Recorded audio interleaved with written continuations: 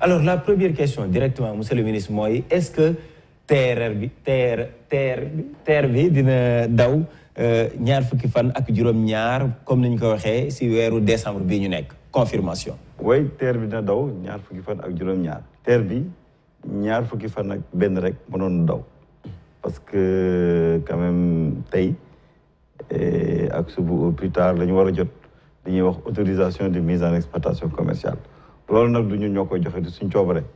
dañuy jël benn société internationale bu nga xam ni dañ ko certifié benn société bu mag comme fii tabax. boo tabaxee ba ni nga booyee Veritas. mais tabax bi wóor na nit mën nañ ci dugg mën nañ ci teg loolu la ñu wax ñu am dañu woon certifié pour ñu xool ba xam TER bi wóor na am na sécurité am na sûreté mën na daw ci conditions yu optimales.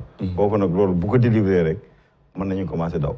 comme tey ak suba da koy délivré donc après jour yëpp muy le 22 le 23 le 24 ba le 25 ba le 27. jour bu ci président décidé ni dañu war a daw rek mën nañoo daw. mais agenda wu président nag moom mooy décidé. ba xam kañ la ñuy def. maintenant décidé woon nañu le 24. après moom moo ko dax mais du tee dañu bañ a pare. pare woon nañu pour le 24. mais agenda bi ak li mu tombé ak feetu. mais certification bi comme ni nga ko waxee ñëwagul depuis boobu. est-ce que non certification bi. tey ak suba lañ koy am. parce que certification xam nga boo nee damay am certification ça suppose que ANAMO def nga liggéey bi yëpp. ANAMO ki ñuy accompagner ba léegi test yi ñu war a def yëpp def nañ ko ba mu certifié ko. ba mu ni loolu baax na donc boo xëy da ngay dem examen boo demee ba ci fin bi. ba defee matière yëpp di nga war a xam ba xam da nga war a admis wala dañu war a admis donc xam nañ ni certifié dañ ko certifié sans problème tey wala suba bu ko defee jours yi des yëpp mën nañ choisir démarrer donc le 27 moom ça dépend ci président bu ne le 27 la koy def rek ñu def ko mais bu comme décider ne le 27 mais président aux dernières nouvelles lu mu waxoon mooy le 27 pourquoi ñuy insister si le 27 bi mooy sooy xool daanaka ba ñu dooree ba tey ñu ngi joxe ay date di ko dàqaat sénégalais yi tey jii ñoom ñëpp ñu ngi xaar semaine bi parce que doute bi dem na ba installé wu seen bopp mooy ñu wax leen ne leen enfin dina daw le 27 est-ce que tey jii kon mën naa la wax toutes les conditions sont réunies toutes les conditions sont réunies pour daw le 27 dina daw le 27 déjà gis ngeen bëggaat dem rek yóbbu nañu député yi ñu dugg ci xool pour wax parce que député yi quand même c'est les représentants du peuple bala ngaa dugal peuple bi yëpp da nga leen dugal ñoom ñu dem xool wax joxe seen impression donc ñoom dugg nañ ci vraiment dem dikk dem ba jam ñaajo ñëwaat joxe seen impression gis ni TER bi amul benn problème mën na actuellement accueillir quand même nit ñi nga xam ni ñoom ñu lañ ko jagleel pour ñu dem ak dikk entre fii Dakar ak banlieue d'abord entre Dakar ak Diamniadio et plus tard entre Dakar ak aéroport.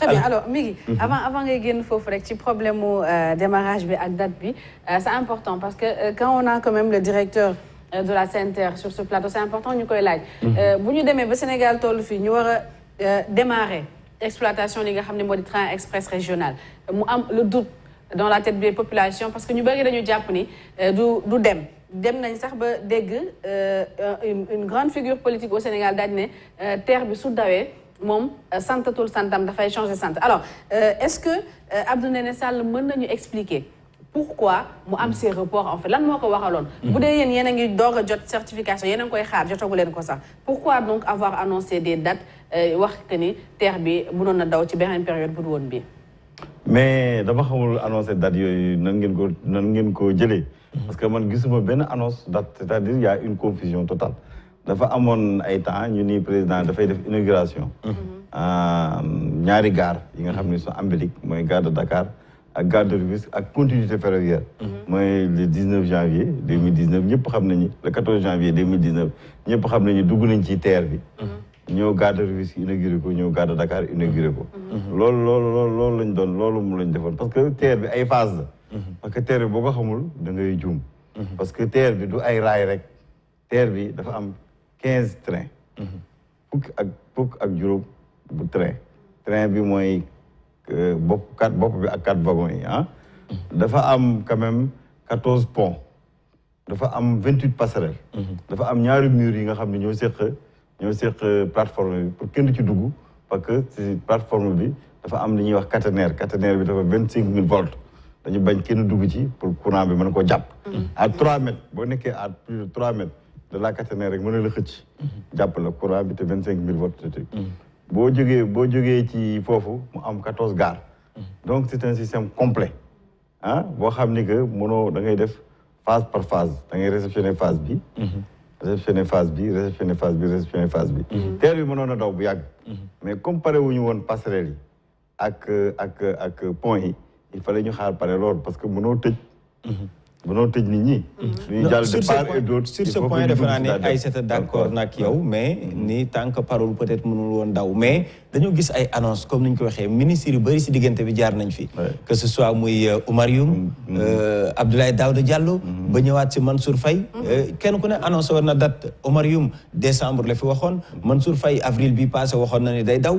entre temps yow bii passé ñëw nga si quotidien L'As nga joxoon ñu datu 24 ni cadeau de Noël lay doon. cadeau de Noël bi finalement ñu yóbbu ko mu war a doon cadeau de fin d'année. maanaam report yooyu noonu. non man nag il faut rek ma ci. dañ la si génn. da nga ma ci génn parce que le 24 laa waxoon le 24 fi mu ne nii loolu date boobu. waaw président rek moo ko dindi. parce que man quel que soit ak bu ñu woon le 24. dañuy daw parce que fi mu ne nii à partir de tey. on n'a pas de problème dañuy daw. ñu ngi daw parce que dugal nañ ci député yi. nga xam ni quand même député yi ñooy représentant du peuple ñu dem ak dikk considérer ni que lii c'est très sécuritaire kontaan parce que vraiment gis nañu li nga xam ne moom lañ doon gis ci réewu taax yi mooy tugalog yooyu ñu gis ko ñu amee leen benn produit boo xam c'est plus moderne même que produit bi nga xam ne moo am Europe ñu kontaan ci xam nga ce qui est important nga arrivé xam nga arrivé réussite moom mooy important. mais arrivé bi mais arrivé nañu. plus mu ñu fi bàyyi si diggante bi tamit dafa bëri arrivé nañu. te arrivé bi ñu arrivé wax naa la ci monde bi. je compare le Sénégal au monde. dañuy def record parce que man dama yàgg liggéey ci chemin de fer. du chemin de fer du Sénégal rek laa liggéey naa ci chemin de fer Afrique yëpp. et tout ça presque. li ñu def nii. record mondial la ñu am en réalisation ferroviaire. ñii nga xam ne ñu ngi liggéey ci ferroviaire mooy SNCF. ak entreprise yi nga xam ne dañ leen a jël yëpp ñuy liggéey ci ferroviaire bi nee nañu musuñu am pression bu mel nii musuñu am lu mel nii 36 kilomètres chemin de fer complet en 4 ans 5 ans musul am am na dëkk yi nga xam ne ñoo ñu gën a développé ñoo ñu ëpp doole ñu ngi ko jël mais seen délai xam lan la 2012 2025 13 ans beneen dëkk boobu bëgguma ko tudd am na beneen dëkk aussi bi nga xam ne fii la nekk xam nga ñoo ñu raw ci chemin de fer parce que mooy les pays maghrébins ñoom ñëpp projet yi mel nii bi ñu ko amee 6 ans 7 ans 8 ans lañ jël comme délai Sénégal nag depuis avec l'événement du président Macky Sall dañuy ñëw génne ay mais li ngeen si def nag moo bëri peut-être réew yooyu koppar yi ngeen si def peut-être réew yooyu defuñ ko moo tax mu jël boobu diir yëpp tey jii fi ñu toll ay une semaine ñàkk xam nga boo xamul wala duggoo ci internet bi comparé. C'est extrêmement difficile. non gis naa donc les gens sont dans des fausses croyances. loo xam ne amul. mais munoo gis nga actuellement. mais monsieur le directeur munoo ñoo gëmloo ni tamit ni koppar buñ ci def bëriwul ba mun a ëlëm nit ñi. non munul xam nga problème koppar bi. booy tudd koppar. day fekk nga joxe gré à gré wala truc. tant que yaa ngi def appel d'offres international. 66 entreprises ñëw les meilleurs du monde. 11 nationalités différentes entreprises yoo xam ne seen chiffre d'affaires ëpp na 2 fois le budget du Sénégal. mu doon 11 nationalités les meilleurs du monde. ñoo toog ni appel d'offres Sénégal bi dañ ciy dugg parce que chemin de fer dafa am une relance au niveau de l'Afrique. donc dañ ciy dugg pour mën a am une porte d'entrée. ñëpp reyante 11 nationalités différentes nga am un appel d'offres boo xam c'est surveillé par 4 bailleurs de fonds. surveillé par BID. parce que BID daf ci dugal xaalisam. surveillé par la BAD. surveillé par AFD. surveillé par les autorités de régulation des marchés. nga xam ne entreprise bu gañewul da nga mën a def recours. boo defee recours surveillé par la France également. surveillé par non bu ma waxee AFD rek c'est la France. waaw mais pour gën a leer parce que l'agence française de développement dafa leer. wax naa ñetti yëpp. wax naa agence française de développement ça c'est la France. léegi bu ñu appel d'offre boobu boo gañewul ah da ngay dem autorité de régulation bu baaxul nga dem ci bailleur de fonds yi. BID ak BAD xam nga ñooñu Sénégal mënoo leen dara. parce que c'est des gens c'est des sociétés yi nga xam ni c'est des entreprises yi nga xam ni ñu ko moom dañu bari. boo demee BID ñu ko moom dañu bari. ñu ngi ci donc foofu des critères de transparence et et de régularité la ñuy teg.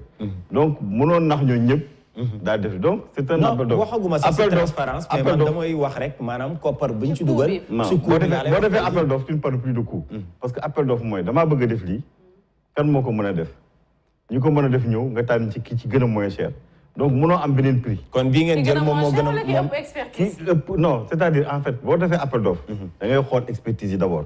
ñi ko mën def ku ko mënul def doo ko jël. boo defee expertise c'est-à-dire ñi nga xam ni que cahier de charge respecté nañ ko daal mën nañ ko def. ñi ko mën a def ñëpp nga choisir ki ci gën a tuuti. loolu mooy appel d'offre. d'accord appel d'offre c'est qualité prix. qualité ñi ëpp qualité. ñoom ngay boolewaat xool ki ci gën a moins cher. donc on peut plus parler de prix c'est-à-dire parler de prix. c'est vraiment méconnaître. ah li nga xam ni. mooy dox ci appel d'offre mooy dox ci contractualisation en appel d'offre. D'accord. C'est-à-dire quand tu fais un appel d'offre tu ne parles plus de prix. D'accord. Par exemple boo amoon sa téléphone di ko jaay. ñett taxaw. ku nekk fay le prix. nga jaay ko. moom day joxe coûtam tamit. li nga xam ne moom lay jaayee da koy joxe. Sénégal tamit mais ku ko d'accord c'est-à-dire coût bi c'est-à-dire ñun. biñ ci xam nga dañ jël aussi. benn entreprise bi nga xam ne mooy meilleure référence mondiale en termes de chute ferroviaire muy Sistra bi mu ñëwee aussi amoon na un prix confidentiel. prix confidentiel boobu egguñu ci. d'accord comprendre donc ça suppose que li ñu ko jëndee. ak entreprise yi ñëwoon soumissionné donc mënuñu woon am un autre prix. parce que boo xasee lancé appel d'offre prix bi nga xam ni que ñi ko mën a def. ñëw nañu soumissionné ci gën a tuuti boo ko jëlee mënoo am beneen prix. d'accord alors monsieur le directeur donc quand on parle d'appel d'offre international. parler de prix. c'est vraiment. d'accord ne rien connaître. dans les procédures d'appel d'offre. ma déggee waaye Sénégal yi ngeen yi di ci wax. léegi dafa daal ñii xamuñu quoi c'est-à-dire boo xamul. moo tax c'est différent quoi c'est important. moo tax ñu bëgg nga leeral leen parce que après tout yow itam sa xam-xam su wàllu woowu la màcc. une semaine moo des ñu daal di dawal li nga xam ne moom moo di TER bi. tey jii. waxtu wi ñu toll nga xam ni entre temps peut-être ñàkkul ni amaat na yeneen dépense est-ce que mën nañ xam ban coût tey jii moom la TER bi dikkee Sénégal laataa ñuy dikk si yorin gi parce que yow lañ koy dénk. bon coût bi wax nañ ko plusieurs fois c'est 780. amul évolution depuis si fa lay yem si 780 milliards yi. 780 milliards yi fa lay yem parce que dañuy defoon provision bi ñuy def booy def prix toujours da ngay def une provision bu nga xam ni da nga koy provision teg. au cas où am na leneen loo ci war a dépenser. et nga dépenser ko ci donc c'est concours yëpp boo ko boolee 780 milliards. et ce qui nous parle de 1000 milliards alors. non mais loolu xam nga loolu da damay wax c'est-à-dire ñun tijji nañu suñuy porte man boobu tijji naa say porte xam man je suis très accessible. ñoom ñëpp nee naa leen saa bu ngeen bëggee. ngeen ñëw ñu tàllal parce que ce sont des autorités des députés qui en parlent à chaque fois ñu tàllal appel d'offre xam nga wax rek. te tegoo ko ci ay documents aussi c'est facile. nee naa leen ñu tàllal appel d'offre xam nga fii ci Sénégal kenn mënatu fi nëbb dara lu muy jar. parce que il fallait nga dem armp.sn ba xool projet bi mu wax la l'ensemble des contrats. ak ñaata lañ ko joxe. xam nga bu fekkee da nga joxe contrat man ak yow. ma jox la contrat jox kii contrat ñooñu bu ñu additionné rek. boo waxee dara lu fóor rek. mën nga jël ci ñooñu ñëpp ku nekk boo additionné rek. am prix final bi. donc boo demee armp.sn rek. di nga xam léegi chaque appel d'offre. ça fait à peu près 6 à 7 lots. lot bu nekk ñaata la nga additionné nga xam montant bi te mënoo ko nëbb. c'est-à-dire loo xam ne mënoo ko dëbb c'est accessible à l'internet. d'accord c'est accessible boo demee ñu interroger la. nga wax ko suñu kii si tijji na. suñu kii tijji na donc vraiment des fois. les gens sont dans l'amalgame, dans l'intoxication, dans la déformation. Je crois que quand on construit le pays, il faut le construire. Keneen ku bëgg dëkk bi aussi boo bëggee yéeg da ngay bëgg dëkk bi nga fekk ko ci ay mu nekk ci benn li ñuy wax position stratégique. bu baax quoi mu am élément yëpp quoi moo gën jéem a nax nit ñi.